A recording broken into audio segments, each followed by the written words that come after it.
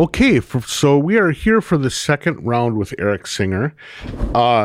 We had just barely scratched the surface last week, and so we're going to pick it up and continue a little bit further. There were a bunch of nuggets dropped in that last interview that I want to follow up on, Eric. And so yes. I would like to start off. You dropped a little, just very quietly mentioned something about at some point dealing with like fire and festivals and kind of theatrical use of fire. What's the story behind that? That's something I didn't know that you had anything to do with. It's sort of the epiphanal moment in my life when I found out that I could go from being a kid playing with fireworks and getting in trouble to using it as an art form. And of course, people will immediately tie into Burning Man, which is where this all started and was the genesis of an art group that I co-founded in New York called the Madagascar Institute.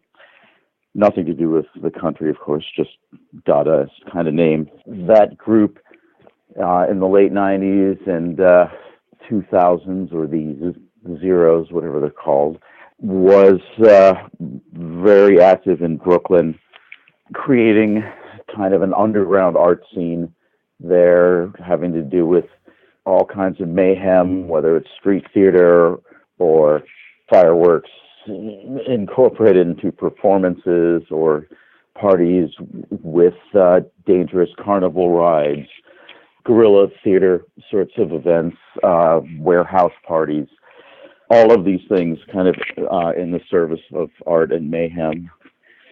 And it was also from that group that I spun off Lemur. I see. What was the time frame of the Madagascar group? I and two friends went to Burning Man in 97. It was my first time there, and one of the three of us had been there before. I don't like to, these days, start out stories with, so this one time at Burning Man, sort of right. cliche thing. That's gotten used up, right, yeah. Right. I mean, I have to credit the festival for changing my life. I mean, everything you do changes your life, but that was significant for me because we went out there and we were like, oh, wow, art can be so much bigger and scarier and all of the things that we like. And we came back from there and we're like, who's doing this stuff in New York?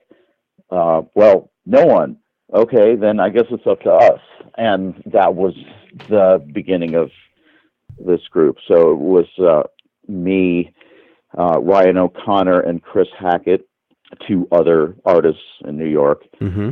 So, we started building this group kind of just out of our apartments, trying to get people interested in what we were interested in, which was, one guy was really into kind of taking the obscure events from history and fictionalizing them and dramatizing them with performances and fireworks and all kinds of weirdness like that. And, fortunately, it's New York, so there's like no shortage of other weirdos that want to do stuff like that.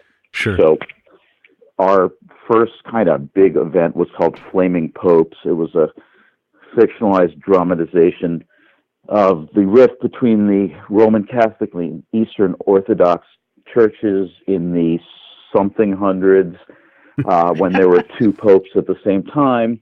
Right. I am not the history expert, and it involved two people in giant chairs on the waterfront of Williamsburg, Brooklyn, on February 13th, in weather that was like 0 degrees on the thermometer and like minus 20 wind chill. Just a whole bunch of us out there setting up this ridiculously elaborate set with fireworks that were timed, that were triggered, and we're going to time them and set them off. And one guy just made a soundtrack, and it's supposed to happen at midnight. Didn't happen until 2 a.m. because it took us so long, and we kept losing people who were just too cold to stay out there. Right, sure. And we had all these people in a bar just waiting like, when is this going to happen? You know, we gave the word at 2 a.m. and dozens and dozens of, I don't know, actually, no idea how many people, 50 maybe, something like that, came out to the waterfront, and we proceeded to create this debacle that was like a total failure to us, and it was a grand failure. It was like failing really big. No one could hear the music. The fireworks didn't go off at the right times. You couldn't hear the popes talking, any of this kind of stuff. But, you know, in the end, the fireworks did go off, and everyone was like, so it was like fail big, and everyone was like, oh my God, that was amazing. So like, we were so depressed. Right, worked. Sure, of course. And yeah. like, and instead of them saying like, when are you doing the next thing? There were a lot of people were like, how can we get involved? And is cool. Like that is what we wanted. And that's what kicked that off. This participatory ethos. Yeah. And, from there we started doing a lot of street events. We did a running of the bulls through Gowanus, Brooklyn, which at the time was a neighborhood where people, quote, wouldn't go to.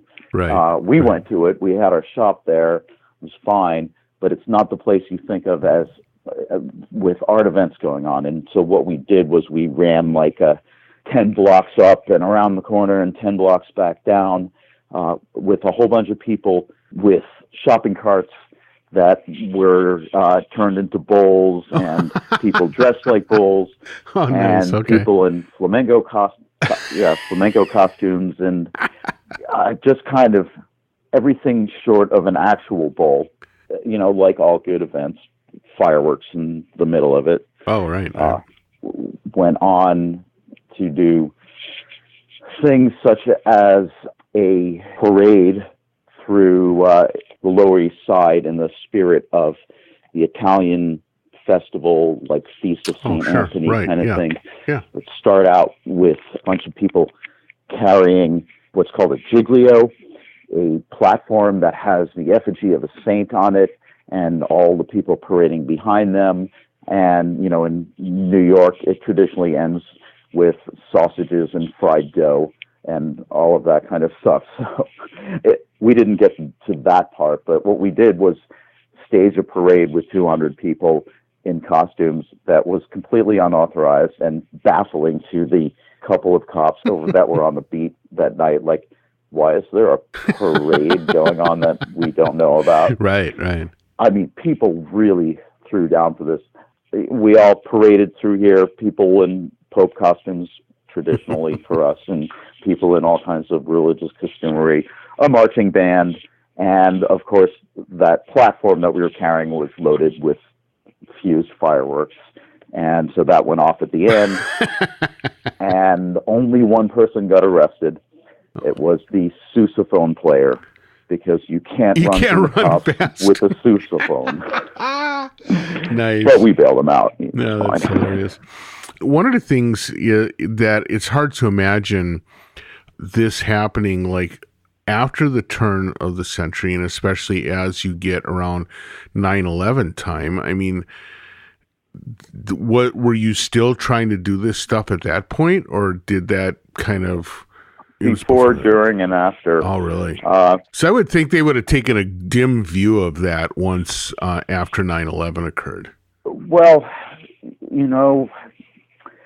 we felt like fun and art should not have ended on 9/11. Right. And, it's not like we were creating explosions the next week. And, we were like everyone in the city, all in shock out about that stuff. But what do artists do? They respond with art a lot to events like that. We probably cooled it on the fireworks for a little while, but we were at a certain point we were concentrated on doing street events. For a while, we were concentrated on just building big things out of metal. Another thing was just like the coming together of all of these different people with all of these different skills. And I mean, I'm talking about 100, 200 people over the Wow. kind of decade that we were active. So we had everyone, there's always someone who could crochet and someone that could perform heart surgery. And, where's the artistic intersection of those two skills? Right. Yeah. It's got to be somewhere, and it's got to be something interesting. Right.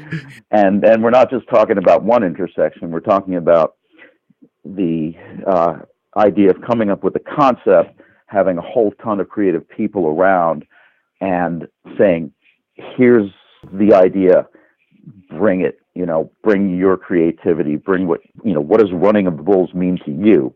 Right.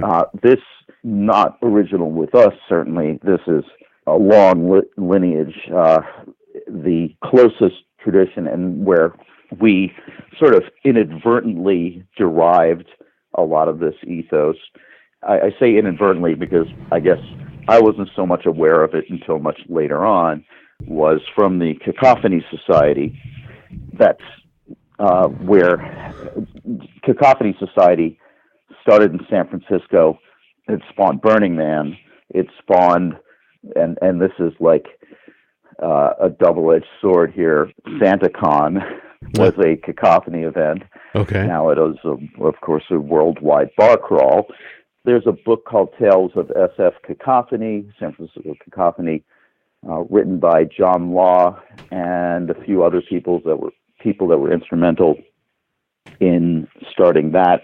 And you'll read a history of cultural and artistic influences that just, have spawned this huge world of underground art and what is now not underground art, Burning Man and all the kinds of things you see out there, which then, begat all these festivals like Coachella.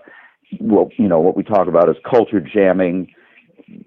They were not the original culture jammers, but very instrumental in spreading that idea. So a lot of ideas, this ethos kind of came out of Cacophony. And in fact, before the Madagascar Institute officially gelled as a group in New York, there was a fledgling chapter of the Brooklyn Cacophony Society. And that lasted for a little while, but then sort of obviated by the existence of the Madagascar Institute. When we got that together, it sort of subsumed the Brooklyn Cacophony Society, and, we were that. Cacophony Society, no one runs it, and one of the slogans is, "You may already be a member." And that's like a really important concept. Like, there are all of these weirdos all over the place, and, the internet makes it much easier to find people now. Right. But, back then you had to set off a lot of fireworks in a strange place to get the attention of people and bring them out of the woodwork. Like, who the hell did that? Where I have to find these people? Yeah, right. I would imagine that there's a lot of people running away, and then the right people are running towards, right? Yes, yes. That's well put, Darren. Well put. So now you said that you from this is where you spun off the Lemur Group, and the Lemur Group is really, I think, the start of the stuff that I knew you for. I mean, it was the Lemur Plex was the location, but also the development of the group that was putting together these robotic instruments, which were shocking at the time, and also, in a way, were some of the early participants in, like, among artists, sort of videos that got widely shared, right? It's like some of the earliest, on the internet, you got to check this out things, were things like the guitar bots and stuff like that. People passing them around and saying, "Oh my God, this is happening now," Were they? Because I do this stuff. I'm never aware of who actually sees it or hears of it. Oh, there you go. But that's good to know. I'm glad someone was aware.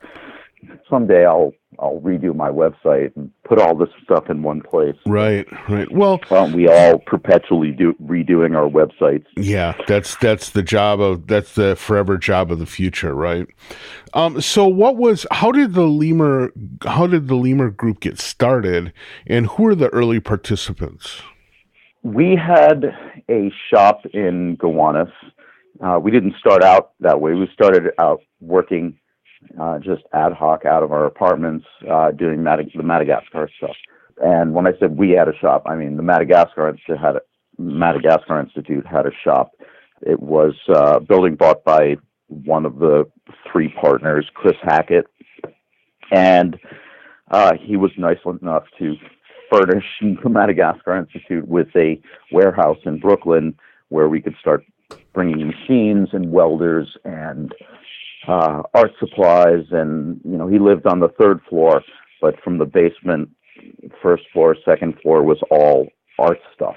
And, at this point in my life, I had no idea what a, quote, shop was, let alone why I would need one. Right. I took shop in high school, but I did get to learn some metalwork, some woodwork, but it was more kind of like a curiosity. It's not like it is now where it's, if you're learning that, you are learning it because it's part of the maker movement and STEAM education and all of that. I'm starting to hear like, we need machining equipment, we need welders, we need all this stuff. And people would bring things. I mean, we were artists. We had nothing. We had, beg, borrow, steal, whatever you can get. And, eventually we had enough stuff to start building what we called, probably not PC anymore, but third world carnival rides, which was taking parts from cars and trucks and whatever machines and turning them into giant, dangerous swing set equipment and things talk like about that. Your liability issue. There you go. Well, if you worry about that all the time, it also kind of depends on what do you have to lose. And if you're like a young single person in New York with no money, you have very little to lose. Right. You can also ensure that you'll get nothing done in your life if all you do is worry about insurance and liability and extra legality. Sure. How do I put that, delicately? If you're not hurting someone else, if you're bringing a whole bunch of joy, what's the problem? Right. And as insurance requirements crept into my life, it made things more difficult to do, or certain things more difficult to do. I never had a shortage of things to do, but you don't need as much insurance to teach courses and make robots than you do to put on a fire festival, as I found when I moved to Pittsburgh and decided that Pittsburgh needed a fire festival. But back then it was all hit it and quit it events, staying off the radar. And once you got on the radar at a particular location, you had to move the party. And, this happened as long as we could. And when I say move the party, I'm talking literally. Like, we would have parties in a certain warehouse, and then they'd start getting busted all the time, and then we'd move to another one, they'd find out where we were next, and on and on. You have to be agile, and, you have to be daring and know what you want to do and know what the escape routes are. Right. It's not always like everything we were doing was breaking the law. Everything we were doing was probably on the same level as jaywalking at a minimum. Mm-hmm. But like taking over the steps of the main public library and doing a Broadway production of the Butthole Surfers version of Summer in the City with, fully choreographed, costumed group of people. That was what I love about something like that is, well, all your friends get to see it, and you get to see it, and you get to do it, and then a few hundred random passerbys who just happen to be in the right place at the right time get to see something that they'll never forget. They're going to tell people about it, and the people are going to think they're crazy. Not so much anymore, which is, it's a good thing and it's a bad thing. It's like, it's much easier to put on these things, but they tend to be more organized. And, we would always get the first question from anyone's mouth when we would, talk about, we're going to do this event. And we say, well, how do you get the permits? And permits, we don't need no stinking permits. So that's how a lot of that stuff got done. We had the concept of the drive-by arting, where we would go to some location, create some artistic mayhem for 3 to 5 minutes, and get the hell out of there, right, and maybe go to another place.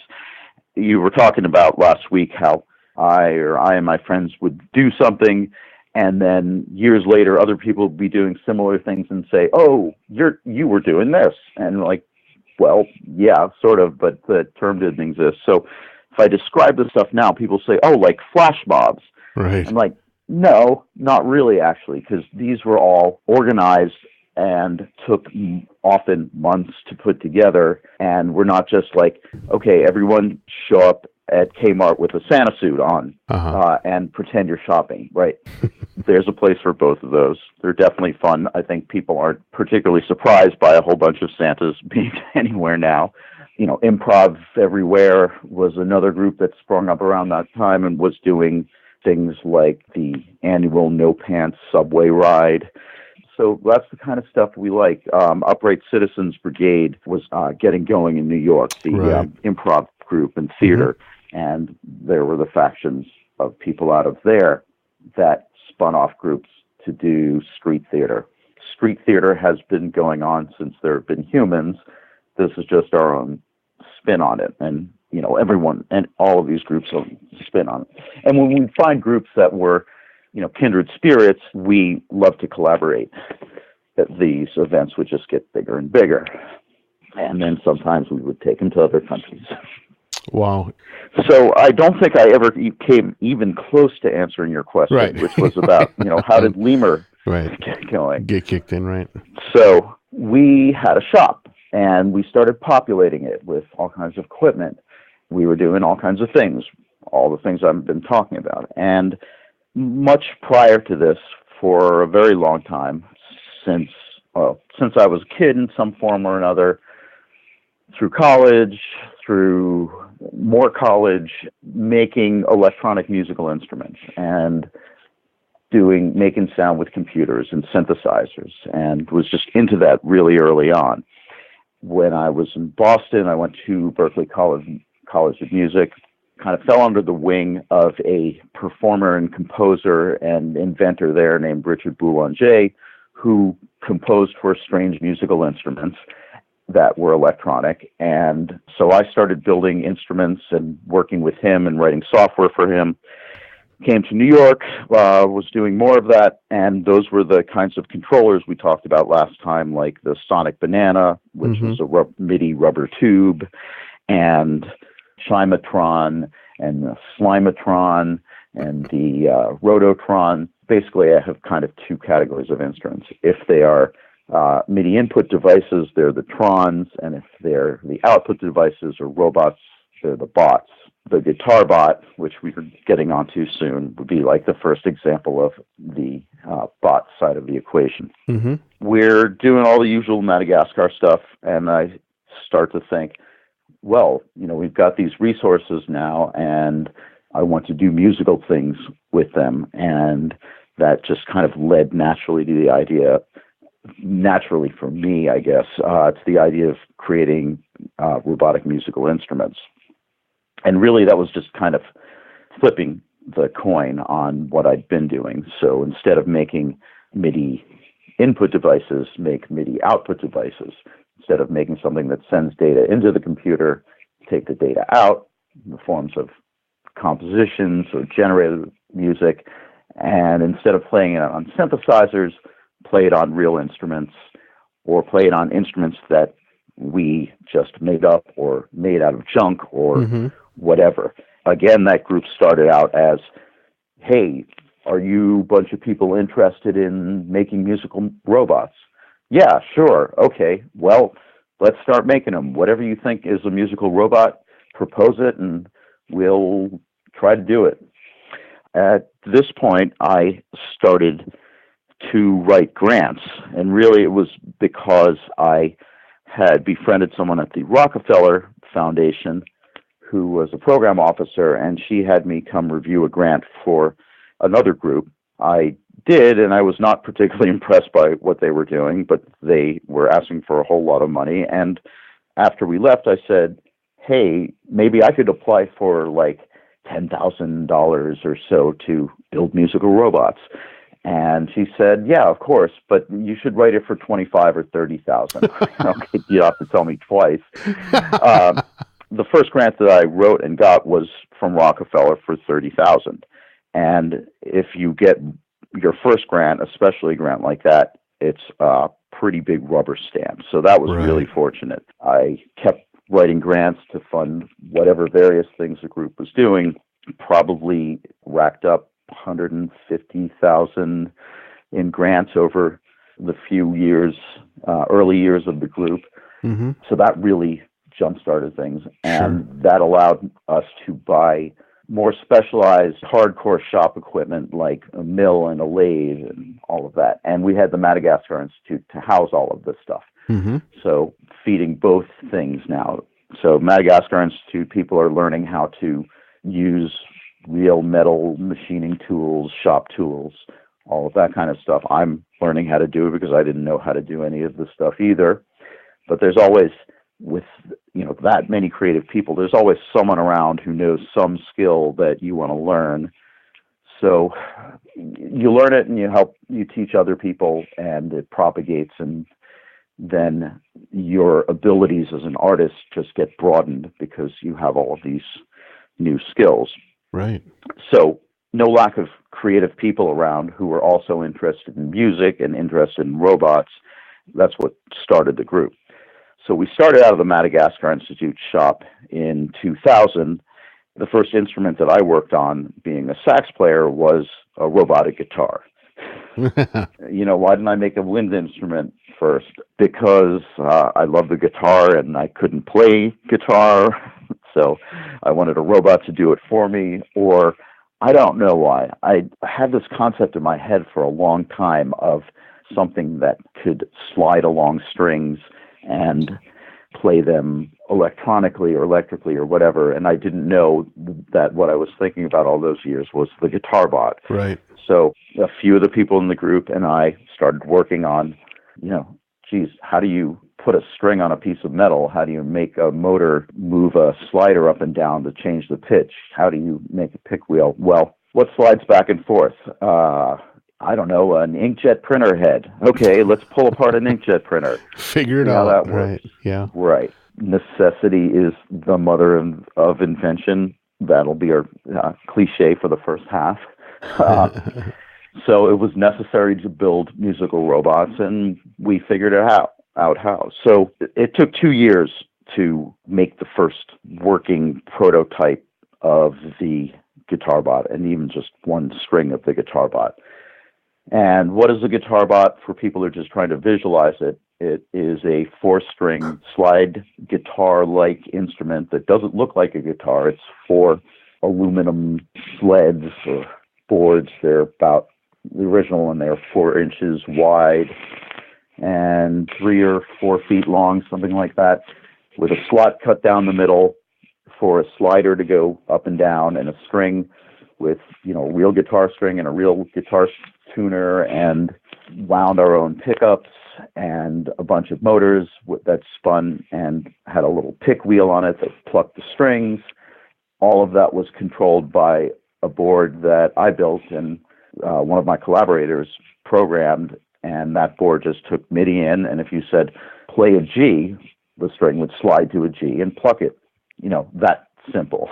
Right. I'm looking at the current model, which is rather old now, across the room from me right now, and it has got so much junk on it, so many wires, and it's all of the stuff that's on the back of that thing, which is a circuit board that's like 3 inches by a foot long.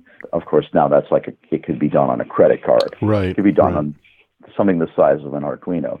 Probably not with an Arduino, because the code's pretty fast and specialized, and we have to learn about servo control algorithms, PID algorithms, proportional integral derivative, which is how you get a motor to spin really fast and then slow down really fast and stop where you want it to. Learning the math behind that, putting that into software, and putting that into hardware and having that drive transistors that drove motors and sensing where the string position was and all of that kind of stuff. In the end of the day, it has to be put it in front of a composer, give them the end of the MIDI cable to plug into their laptop. They shouldn't have to know about the guts, though the guts are interesting. What they should be able to do is start making music with it right away. From the beginning, I knew that that was the thing, is that I was not going to be the one writing all the music for this stuff. And primarily, I am not a composer anyway. I'm an improviser and a performer. So if I want the robots to improvise, I write software that generates the notes. So I very rarely sat down and wrote music to be played back on them. But I did find a whole lot of amazing composers, people to collaborate with in New York, including people like Mort Subotnick, who's one of the fathers of computer music, going back to modular synth days. On one end of the scale, all the way to They Might Be Giants on the other end of the scale, doing pop music and robots, and a whole lot of other people in between got into the kind of New York downtown music scene that John Zorn was the center of. Met all of the people from there, Jin Hee Kim, Todd Reynolds, and Bang on a Can people, and all of those really cool, really amazing avant-garde musicians. Right. So, that was, all of this was really exciting, really fun, and really motivating stuff. So that started in 2000. A whole bunch of people and I we got together, pooled our skills, and then sort of went off on different paths and made our versions of what a musical robot was. And so, one was used Tibetan singing bowls. We were actually pinging the bowls and kind of swirling them around. We'd put some water in them, and that would help make that, like the metal salad bowl with the water in it kind of sound that's, really cool. Mm-hmm. And one was a bunch of 10-foot fiberglass rods that were like fishing poles, very bendable, and had egg rattles on the end, and went into a base, and the robotics would spin these motors that would cause them to vibrate and shake the eggs, and it was all very organic, and that was done by Jeff Fetterman, one of the early people in the group. So a lot of these things were really abstract musical concepts as instruments. And as things went on, we kind of got more and more requests for, can you put this on a, quote, real instrument? Can you put this on a drum? And that kind of stuff. And, that brought us up to the point of getting contacted by Pat Metheny to build a really big Orchestrion.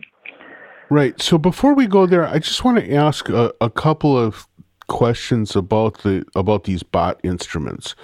And kind of going back to the guitar bot, I'm really curious, if I just got dropped in from Mars and someone said, here's a guitar, how would you make a robot out of it? I would say, well, you still have a fretboard and you find some way to slap things against the frets. You instead made the basically robotic slide guitarist, right? Yeah. Really early on, it was not take instruments and put robotics on them. It was build new instruments that were robotic. So, very much consciously steered away from the Chuck E. Cheese animatronic teddy bears playing the banjo kind of thing, and into the area of, a regular guitar is very well designed to be played by a human being. How would a robot design an instrument for itself to play? Right. And why a slide guitar? I do not know. Why does it have 4 strings instead of 6? Why don't I call it a bass bot? I don't know, because I bought the guitar strings at a guitar store, I guess. In a way, you steered away from being too straddled with the history of the guitar, but then you called it a guitar, a guitar bot, and maybe that was a mistake. I don't know. Okay. It got you attention, that's for sure. Yeah, I used to say, it doesn't look like a guitar and it doesn't look like a robot, so why am I calling it the guitar bot? Right. But it needed a name. That was what I had at the Mm-hmm. time. Mm-hmm. So certainly I have gotten more creative with naming since then, I think. But why a slide guitar? I don't know. It seemed like it would be an interesting sound, that it would lend itself to robotics, that, humans are really good at putting their fingers down on the strings and doing that for stops. If you wanted to create the fingers to push on a fretboard, and people have, of course, done this since then, if you want to play 6 strings times 20 frets, you're up a lot to of almost actuators, somewhere between 150 and 200 mechanisms, unless you can slide those around real quickly. Mm-hmm. Well, if you're going to slide them around, why do you have to have frets? Right. Slide the fret around. Yeah. Yeah. So, right. Slide the fret. Exactly. And so what the instrument ends up being then is not just one monolithic guitar, but it's like having 4 one-stringed slide guitar players at your beck and call. Mm-hmm. In the beginning, I didn't even specify how the strings should be tuned. And then finally, a clever composer came along and said, well, I'm going to tune them this way so we can write music for them and not have to retune during the show. All right. And that became the standard. And the tuning standard is actually the same as a cello. Just interesting. happens Okay. to work out better for a robot. Starts on a low C or a low C, and then it goes up by fifths. The root of each string is a fifth higher than the previous string. And each string has a 2-octave range, so that gives you quite a lot to work with. Indeed. Well, the other thing that I kind of like about it, and I didn't think about this until I was watching and paying a little more close attention, which is, as a MIDI instrument, it doesn't know ahead of time what note it's going to play. So it gets the request for a note, and it very rapidly has to get to the right place and hit the note with the pick device kind of simultaneously. So every note has kind of this very peculiar scoop to it as the fret's moving into place, but that's going to be kind of based on what the previous note was, and it just ends up being a very liquid, while still being very discrete notes and stuff, it still ends up being a very liquid sound and a really compelling sound, I think. Well, on synthesizers, it's what you call portamento. Mm-hmm. It's that glide. And there are 2 approaches that I could have taken to it. One is look at it as a problem or a bug and say, okay, well, let's put a delay in and we'll slide to the note, and as soon as we know we're at the note, then we'll pluck the string. Pluck it, right. Or just do everything as damn fast as you can and live with that glide. And really, it's not even living with it. It's part of the sound of the instrument. Right. Every instrument has its peculiarities, things that you can and can't do. You can't do a fluid glide on a non-fretless guitar. Right. You can if you have a bottleneck slide. All right, I take that back. It just became, this is what the instrument does. This is what the instrument sounds like. I always also consciously tried to minimize the noise of the mechanics, the electromechanics on the instrument, like the pick wheel and the fact that, when a human picks a guitar, you're holding it in this nice squishy vice called your thumb and your forefinger, and that absorbs a lot of the sound of the pick hitting the string.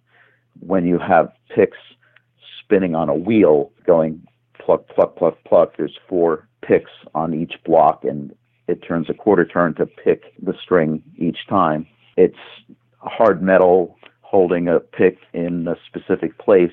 You get that pluck sound, the plastic sound. You also get some sound from the motors, and you get some sound from the glide. And I was like, how can I work on that? And people were like, wow, I love how the instrument makes all these mechanical noises when it's going. Oh, okay. Then I'll move part on of to the the charm, next instrument. right? Yeah, exactly. It is. It's it is what it is. It's not perfect in that sense. If I do ever make the 3rd major revision of the instrument, I will do certain things differently.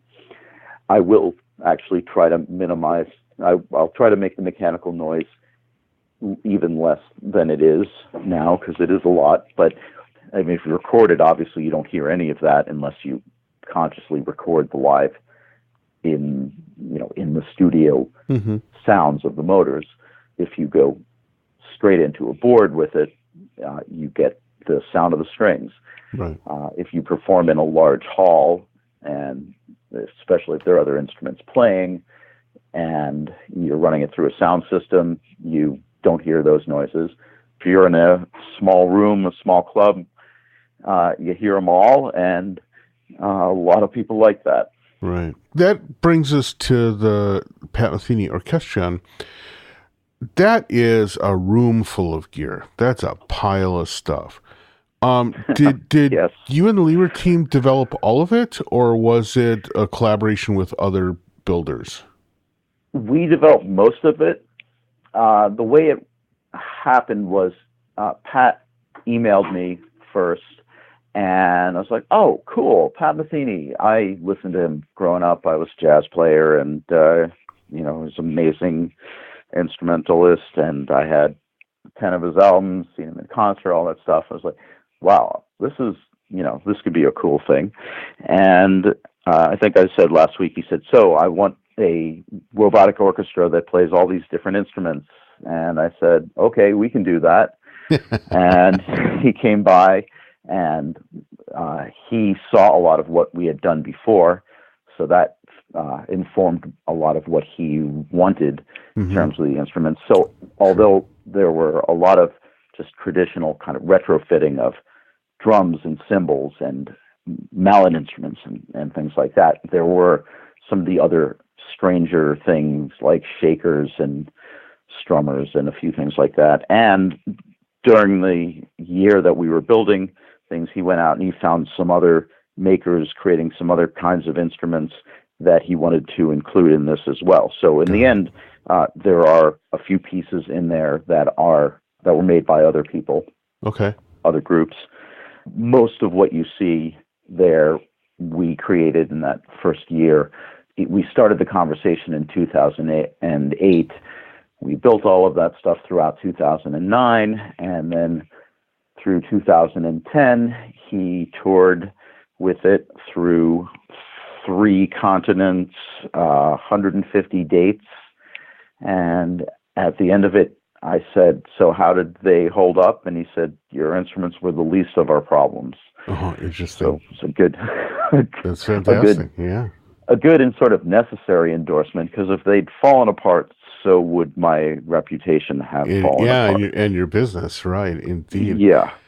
I'll tell you, one of the things that when I think about the process of doing this, and I think about it especially as a large collection of MIDI instruments, it boggles my mind even on just like stupid stuff, right? So like for me, I'm like, how do you get it so that the latency of everything is roughly the same, so that when you compose something in a MIDI sequencer, you don't have to like put in 5,000 little mini delays on each instrument line in order to get them to line up? I mean, is that something that you build into each of the controllers, or how do you manage that stuff?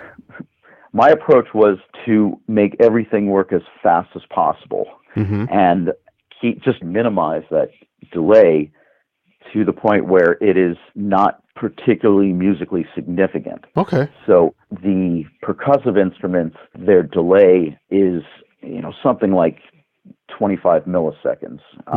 It feels, especially on the percussion instruments, it definitely feels instantaneous. Now, there have been people who've composed for the guitar bot who didn't necessarily want that glide sound all the time, and we actually changed the firmware on the instrument so they could use another MIDI mechanism, decouple the slide and the pluck, so they could time it differently. Okay. But the fact is that if you want these instruments to play in real time, and I did because I wanted them to be interactive and also not just make recordings with them, but perform live, then we knew that those latencies had to be low. Right.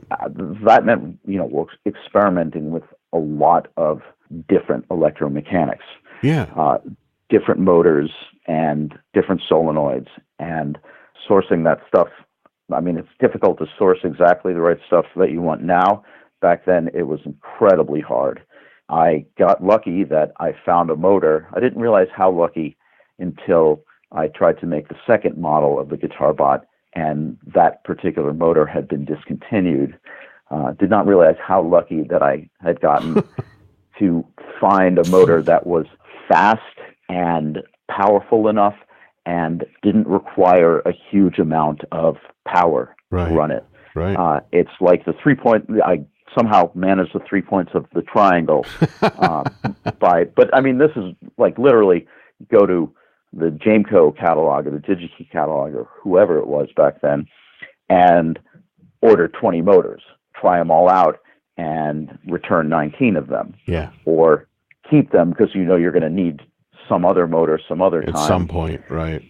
The solenoid mechanisms I found were fast enough that if you sent MIDI at a fast enough rate, and about the fastest you can send MIDI notes is about a millisecond, so you could get a theoretical rate of 1,000 hertz. And we found that we could get a snare drum to beat into the audio range by just cranking up the speed of the generation of MIDI notes. So, you hear and discrete taps, and what is pitched music, it's a lot of clicks going taps by. Coming really fast, yeah. Yeah, repetitively and at the same frequency. So you go from a drum roll to a drum tone, which is, there you go, another feature that a composer could utilize. Right. And there's that beauty in discovery.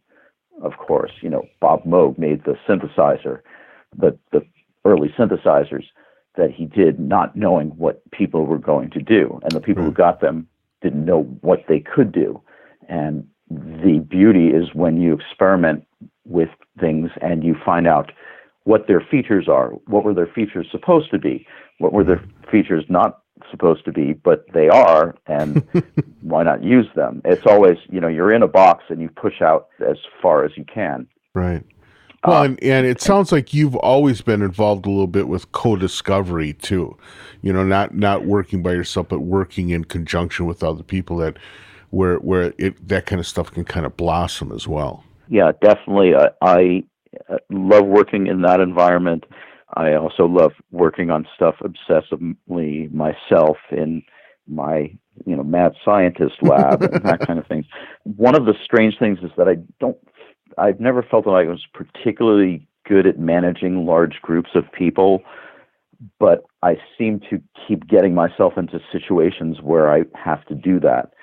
Lemur probably had 100 interns come through the group over its 9-year period in New York. And that was, people would find out what we were doing. A lot of people who were at NYU in their digital arts programs and electronic music programs heard about us, and I'd gone over there and lectured, and I did some electronic music coursework at NYU when I first got there, and ultimately got a computer science degree, but was working in digital arts there, was working with digital graphics and sound to go along with animated characters and all that sort of stuff. And so I got known around NYU, so got a lot of NYU students coming, and then all of these programs that were sort of springing up around the city where people were doing electronic music composition, or people were doing completely unrelated things but thought what we were doing was cool.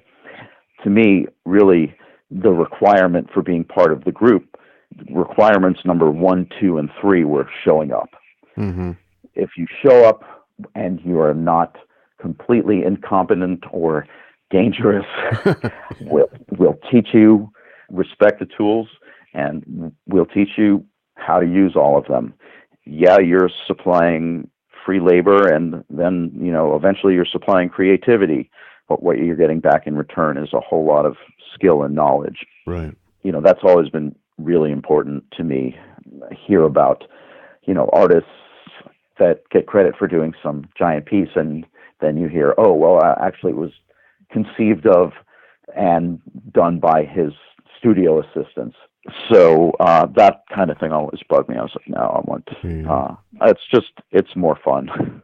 You can make bigger things if you got a lot of people working on them. Mm-hmm. And bigger is better, right? Always is, right. The thing that got us moving in that direction of being able to make Orchestrions was this is 2005. So there's a composer from the Dada period in the 20s approximately named George Antile, who wrote a piece that was to be performed on 16 synchronized player pianos and a live percussion orchestra. Well, the company that had the patent on that and said that they could build them for him actually couldn't. None of their stuff worked.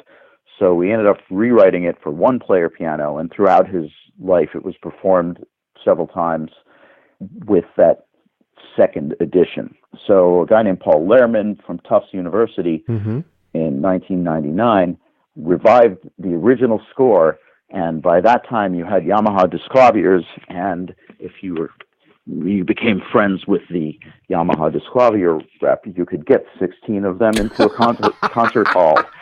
I heard about this going on. I didn't know Paul at the time. Okay. And I read about it, and I was living in New York at the time, and it was being performed at UMass Lowell.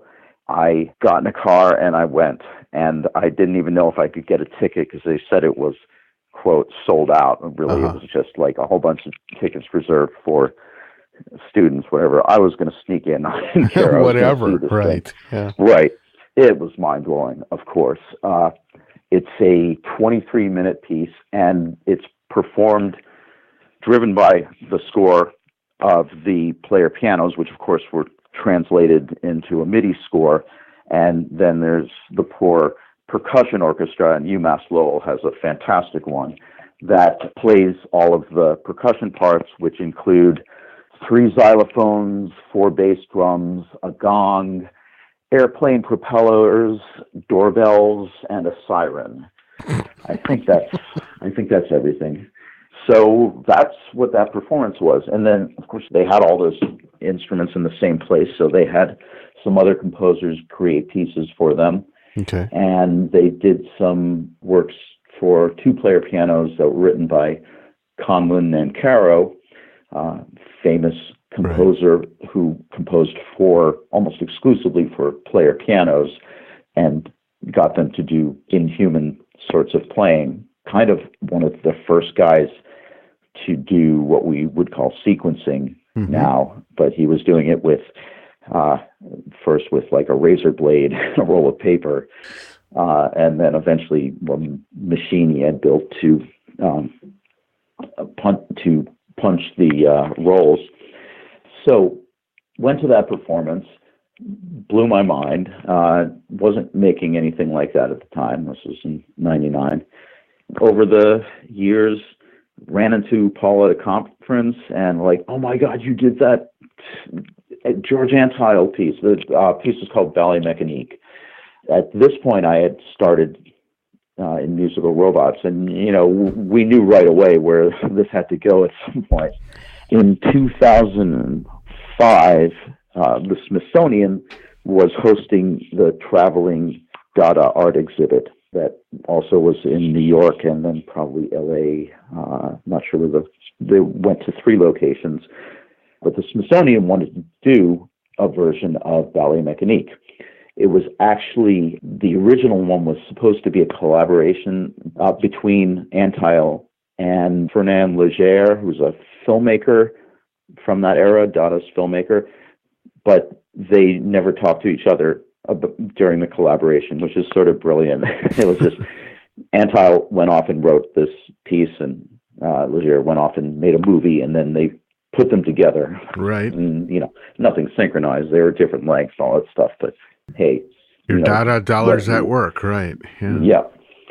So they wanted to have this piece performed, and the show was running for a couple of months, and so they wanted to have a 2-week period where they had this performance. And they were like, well, we can get the pianos there. Now, what do we do about the percussion parts? And Paul said, I know a guy. And he called me up and he said, hey, so this thing, and can you build a percussion orchestra? And I said, how long do we have? And I think it was at that point probably about 8 weeks out. And by the time we, crossed all the T's, dotted all the I's, we had 6 weeks till show opening to build 3 xylophones and 4 bass drums and a gong, et cetera, et cetera. And we fortunately had a lot of people around at the time. This is before I opened our own standalone shop. We were still working out of the Madagascar Institute. Okay. So we basically took it over for a month and a half, and we're just there nonstop building mechanisms one after the other. And, it's like if you have a xylophone with 48 notes on it, you need 48 beaters. Or you could try to slide around real quickly, and there's a Georgia Tech instrument that does that, has a kind of a humanoid type robot that slides around and plays, different approach. But the score to this piece is so fast and there's so many notes that the only way to do it was brute force. So, 4.5 octave marimbas meant,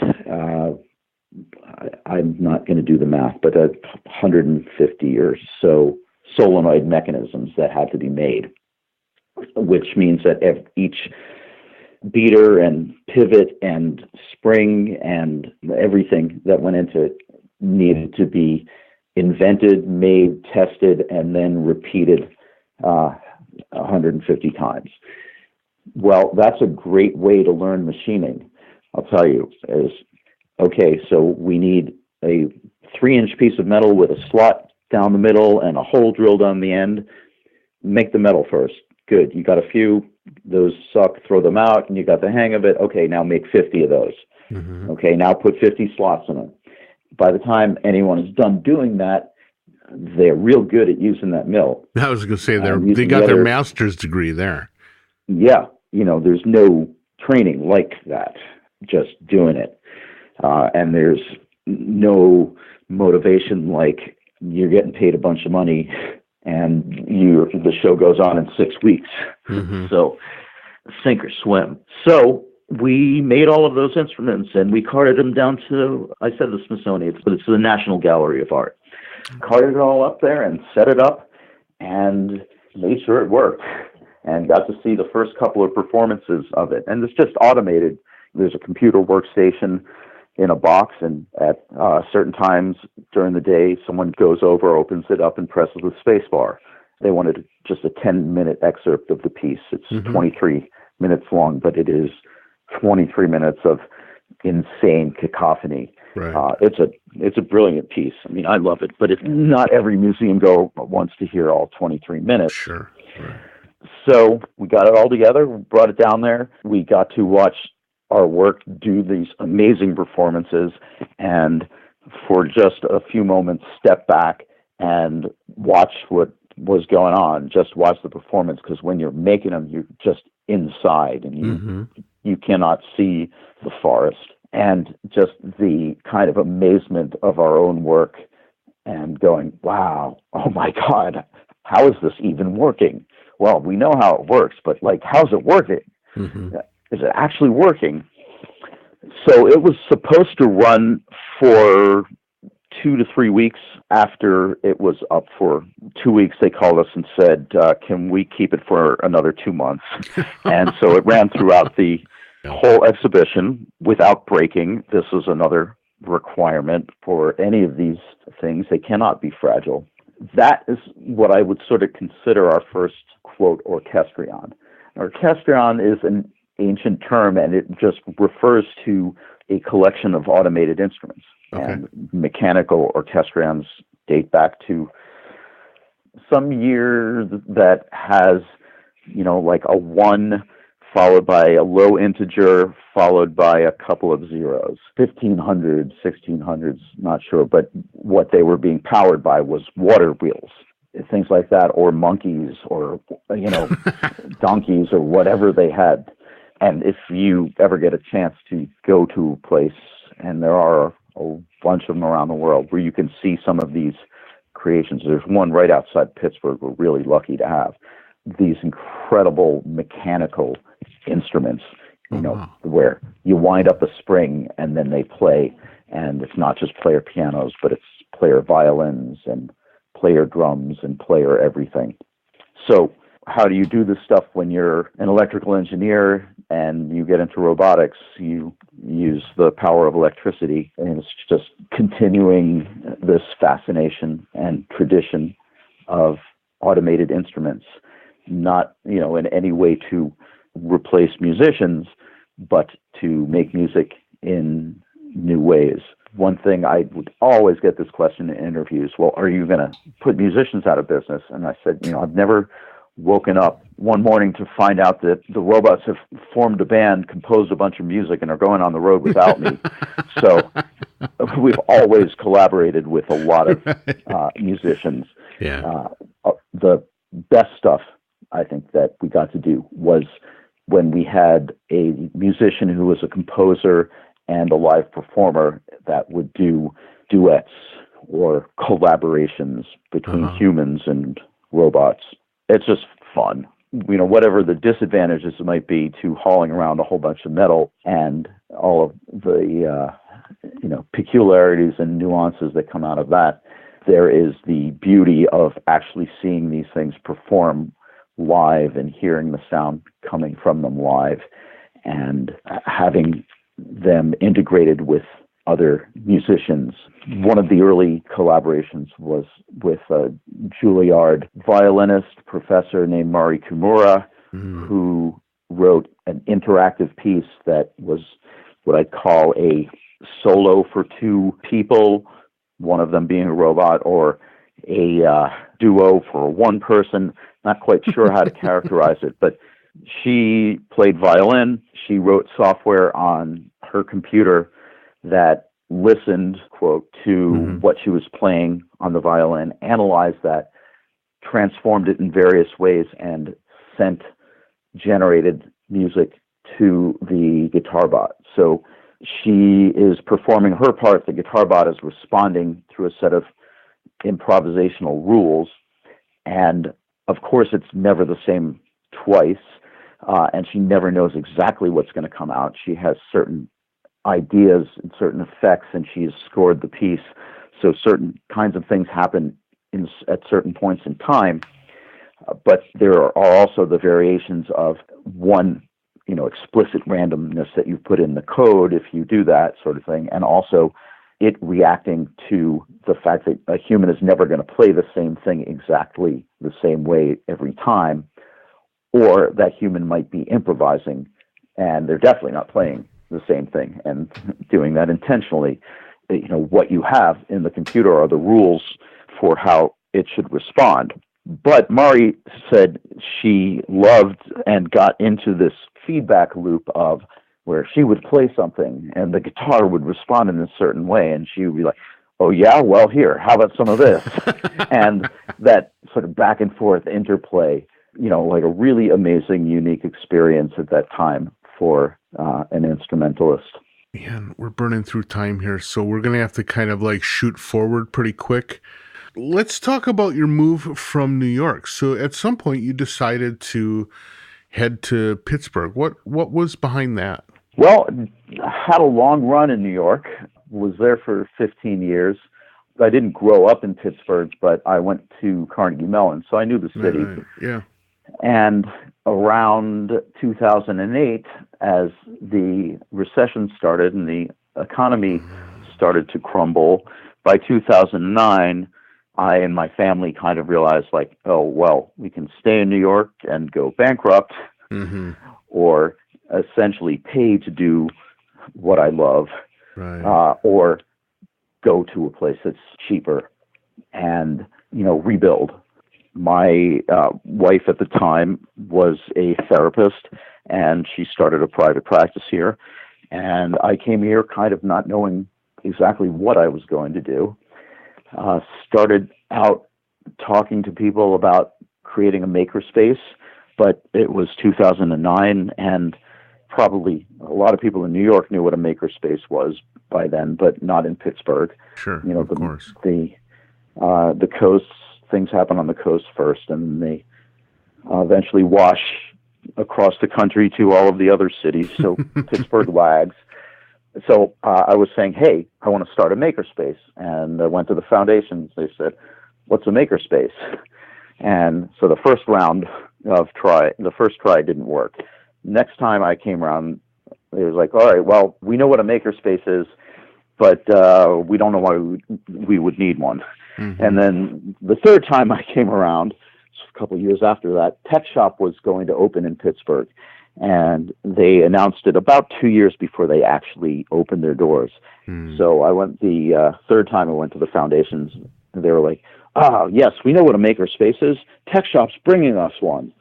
I was like, all right, find something else to do. But I was teaching. I was adjunct teaching at CMU. I was still building robotic instruments and collections, but doing it solo. So, I took the equipment I could from New York, pared it down to fit in half the space, moved it on a couple of trucks across to Pittsburgh, had to leave the big mill behind. But there was a lot of stuff that could, and brought it across the country, and I set it up in the basement of an apartment and reopened shop. I moved a few years later and squoze all of that stuff down into a garage. And I've still got the shop that I can do everything in. It's just, let's say, much better organized, much more efficient. The decision to move to Pittsburgh was because we had both gone to school here and we knew people in the area. Didn't quite know what to expect because Pittsburgh, now everyone's heard, Pittsburgh, the Pittsburgh Renaissance and all of this stuff. Yeah. Well, it was just starting to happen then. And so we really didn't know what we were coming into. But we did have friends. We did know people at universities and had gone to CMU. And so I was able to get some teaching gigs there. This internet fad turned out to be a really big thing. And so now I could communicate with the rest of the world and put videos up. And so people could find out, and I would get calls to create instruments and do that by commission. So Lemur was a nonprofit from about 2006 on, and when I moved to Pittsburgh, I phased that out and just went to my own current moniker, which is SingerBots. If you want robots from me, you write a check, or you get your own grant. So I got out of that aspect of the business. And there were, a lot of other things that I wanted to do. I was still exploring the idea of maker spaces and maker communities. Pittsburgh has a very large medical research community, and it took me a long time to get involved in that in a way I wanted to, but I was always fascinated by medicine. It's one of my 800 different interests. And as of a few years ago, I started working in medical product engineering. Oh, interesting. And, it's another thing that, again, started at a startup, and, we needed to make a device. Right. No one's made the device before. How do we make it? I don't know. Let's play around with some electrodes and put them on our brains and research everything that's done before. And I have since moved on. I'm working at Philips Respironics. I'm writing really serious, hardcore embedded firmware and software for ARM microprocessors. That's for your super geeks out there. So I'm doing definitely the most hardcore programming that I've done in my life now. So it was brush off those computer science chops. Right. Get back up to speed on that. So that's where I am now. In the interim, I did a couple of years with consulting with Disney Imagineering, which had an office that no one knew about in Pittsburgh, housed in Carnegie Mellon. I swear no one in the city knew they were there. And they were doing research there, and I was supporting the research by doing software and hardware for that. And then we were trying some things out in their parks, like touch sensing system that you could kind of attach an electrode to anything and sense proximity and touch, much like a theremin. And so the idea was to make musical plants. So people would walk through a park and they would touch the plants or wave near the plants, and the plants would play music. So I worked on that for a long time. I think that got killed by their botany department, who said, we don't want to maintain the plants. But it was a cool project. The many dimensions of getting something going in an amusement park. That's hilarious. Well, man, I am telling you, this is a fascinating journey, and I've learned so much about so many parts, not only of your life and your experiences, but kind of the milieu of art and technology at a very early part in that combination's time together. So I really appreciate you spending the time and filling in the blanks for me and helping our listeners to understand more about that world. I really appreciate it. It's been absolutely my pleasure. And if there are more things that we haven't gotten to that you feel like you need to find out about, we can always do episode 3. That sounds fantastic. I'll let some other people get a chance first. But we covered a lot of ground. Indeed. We didn't get into the MIDI-controlled flamethrowers, but I'll leave that to people to look up online. All right. That sounds like a plan, Eric. Well, thank you so much. And we will hopefully talk again very soon. Great. All right, man. Catch you later. Bye.